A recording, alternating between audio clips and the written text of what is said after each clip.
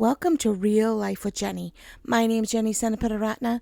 Grab your favorite drink, get a snack, and we'll get started. Today I have blueberry tea from Ceylon, Sri Lanka, from my cousins over there, and I have a fudgicle because it's very warm, so you need something to cool you down today. Well, let's get real.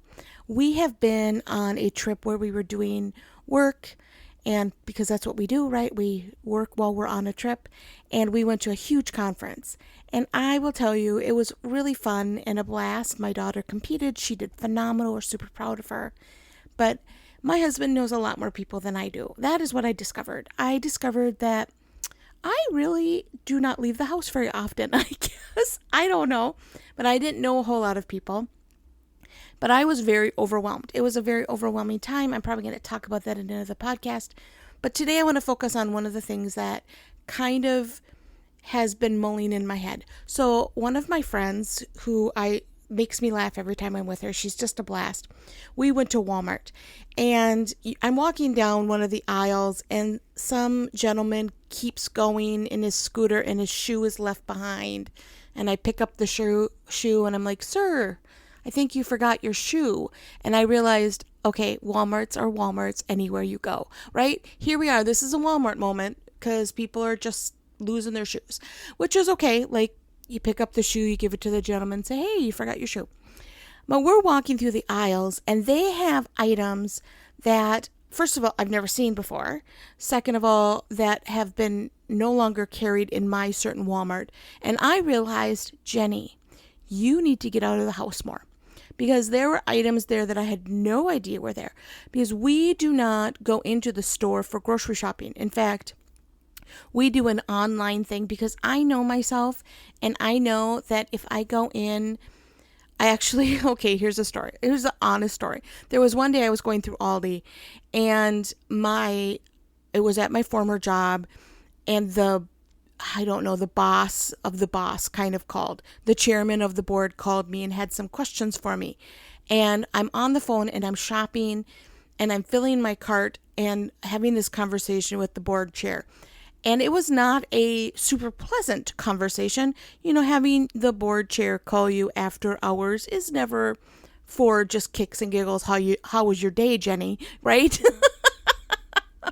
And I get up, I hang up the phone, I get the last few things I need, I get up to check out, and I realize that I had 17, and I'm not joking, 17 bags of chips in my cart. So, and did I buy them all? Yes, they all came home. Some of them weren't full bags, some of them were little bags, but still, there were 17 bags of chips. So I am not necessarily super smart when I'm in a store because my emotions, just that's what I do. And so it has saved us a ton of money by ordering online, picking it up, and not going into the store. But what I realized when I was with my girlfriend, other than she's a hoot and I just think she's great, other than that, I realized I have no idea what's currently in the stores anymore. Like, I don't know what brands are there. I don't know what's changed. Like, we walked down this aisle and it was all cookies. And there were probably like 20 different kinds of Oreos. Now, I don't know when it went from regular and double stuffed Oreos to any kind of Oreo you can imagine. Thin Oreos, thick Oreos, Mario Oreos, cookies. Like, it was insane. I was like, when did all this happen? Because I honestly didn't even know because I don't shop that way anymore. So I had several days to come home and I've really been thinking about like, what am I missing? Kind of that like fear of missing out. So today I decided to go into my local grocery store and go shopping. Now, I made a couple parameters for myself, right? I was like, okay, Jenny, no chips, first of all. Like, because that's my go-to when I get stressed or I get overwhelmed. Like, there's a bag of chips with Jenny. It's just the truth. So no chips. Second of all, I was only going to buy something that I knew wasn't carried at my local Walmart. I was like, I'm not going to buy anything that I know I can get at Walmart for half the price. Not half the price, but that's what it feels like when it's like 13 cents more for me. I get a little like, oh my goodness, I could save 10 cents at Walmart if I bought this there. So I knew I could only do that. And something that I knew we would use. So not necessarily like, oh, maybe someday I'll use this, but like I will use it this week. So those were kind of my parameters. So I go in to the local grocery store, which is very weird for me because they are like a regular grocery store. I'm not used to going into one. You're not paying for a cart because at Aldi's you pay for a cart. I only go there once a month because I don't have enough self-control to go more than once a month. And I don't go into Walmart. So I'm there and I'm looking around, and to be honest with you, I had no idea how many types of donuts there were or types of fruit. I went into the salad section and I was like, you realize I could have any kind of salad and just it's right there in a little bag? Like, it was just amazing because you go to Aldi's and they have like two kinds of salad you can like mix up, Caesar and like some Western thing or Southern Western thing, which is fine, but I had no idea. And I'm walking down these aisles and looking for things that I, have missed, or a brand that I'm like, oh, I missed that brand. I actually bought a couple things. So I'm going to tell you what I bought because you're going to think I'm crazy. So they had pizza sauce that Walmart no longer carries. I also got pizza burgers. Now, how weird is that? I don't know if any of you remember A&W Root Beer, and it was like a drive-in, and they had a pizza burger. And very, very rarely as a child, my parents would take us there and I would get a pizza burger, and it just has pleasant memories. I don't think they're actually very good, which is why I don't know why I bought them, but but I'm like, I will use them this week or next week. It's on the menu already. So poor family, we're eating pizza burgers. And then I also got, what else did I get? Oh my goodness, cheese sticks. I got some cheese sticks because they were out at our local Walmart. So it was kind of a interesting phenomena for me that I was like, okay, how does this like equate to my regular life? And I realized that I sometimes stay in my comfort zone, that I like a box that I've set up for myself in so many parts of my life. Like, I don't necessarily go to church and like try to meet new people. That's just not something that I normally do.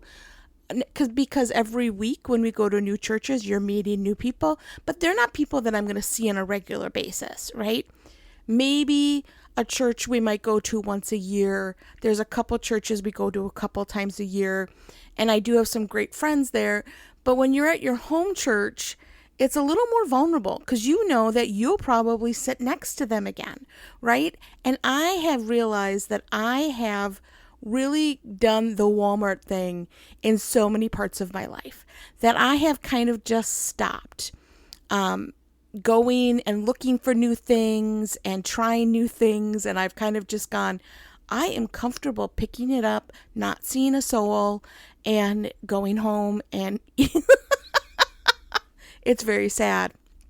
So I wanted to come on just really quick this week and encourage all of us, including myself, encourage us to kind of step outside the box. Now, I know I've talked about stepping outside the box with your devotions, and this summer really stretching yourself in new ways, knowing that the way you do devotions during the fall and the winter and the spring even are totally different because you're not running on vacations. You're not jumping from family event to family event. So you have to be a little more flexible with your devotions. But this week really reminded me that I think I've gotten in a little bit of a rut in so many parts of my life. Like, sometimes we volunteer in areas in our church that are no longer the area that we fit in. We've just stayed there because it's comfortable. And God's going, hey guys, I've got something new for you, and it's okay to step into something new. It's okay to try new things. There have been several things that I've wanted to do for a really long time, and I've been afraid to do them. I have been like, I don't want to put that out there because what if Oh, that's going to be embarrassing if that doesn't work out. I'm going to tell you, my pizza burgers probably aren't going to work out. It's not going to be the same memory as when I was a child. It can't be, I'm guessing. But it's worth the try, right? It's worth stepping outside of my box and saying, hey, I'm going to try some of these new things. In fact, I was in the tea area and I know that I love tea, but I like trying when other people get it, but I'm so picky that I actually took a picture. I'll put it up on social media of all the hundreds of teas. I was like, I didn't even know all these teas existed, except in like specialty shops, which I'm not paying for because I'm too cheap. But I was like, these are actually reasonably priced teas. I could try a couple of these. So I may do that. I did not today because I had specific parameters. And I knew if I started buying one box of tea, I would end up with 5. And then okay, Jenny, calm down.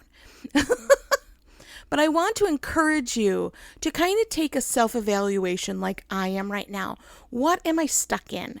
What thing did I put in place that was really good for me, right? Like putting up the boundary of not going into Walmart has been really good for me. It has been a really smart, financial, and emotionally good decision for me to not be shopping around Walmart because it can be a very frustrating place for people, especially myself. And I save a lot of money by not going in. But I've also missed out on new and exciting brands and new and exciting things that have changed that I haven't been able to see. So sometimes you have to step outside that comfort zone and see what else is going on. And so I encourage you to do that at church, to do that in your walk with Jesus, and do that with your friendships even, and most of all with your devotions. I just really have been so challenged this year to continually mix up my devotions because I was getting really frustrated even listening through my devotions. And my husband was like, you can listen to them a little bit faster, right? And I was like, oh, that's cheating. I don't want to cheat. And he's like, it's not cheating, Jenny. You're still able to comprehend it. And so there was one, I'm not going to tell you which one because I don't want judgment. There was one book of the Bible that I did go through at a quicker speed. And it was really good for me because I was like, oh, look at this. I actually comprehended what was going on.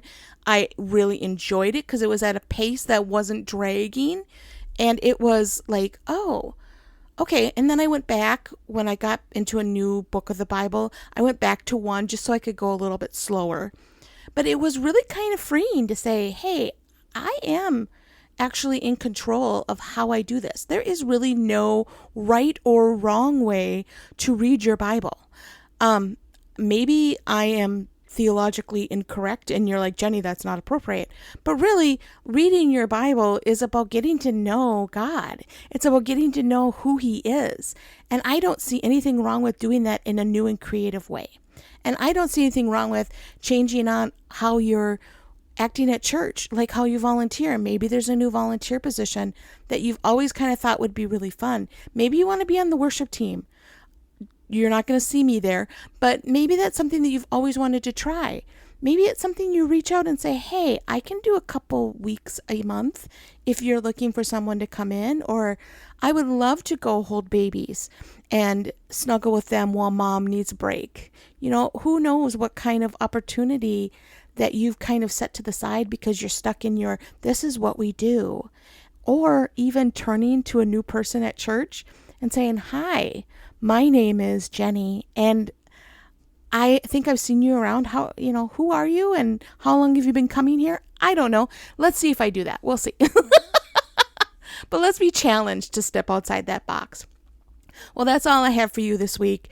I just pray that you will find new creative ways to get outside your box. Maybe it's not a Christian thing. Maybe it's not devotions, and maybe it's not church, but maybe there's another space in your life that you're just kind of put in a box and it's become monotonous and it's become really frustrating, and you need to step outside of that. I encourage you to step outside that box.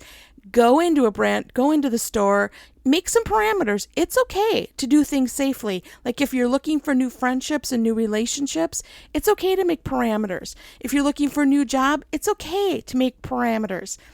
But let's try it. Let's step outside of what we've been comfortable with and see what will happen. Well, you can find me on Real Life with Jenny on Facebook, Be Real, and Instagram. You can also find me at my website. It's not my website, it's our website, christconnection.cc/Jen. I am so excited to hear on the new things that you're going to be doing when you step outside the box. And don't be afraid to put those parameters in place. But also, let's try an adventure and see how it goes between now and the fall.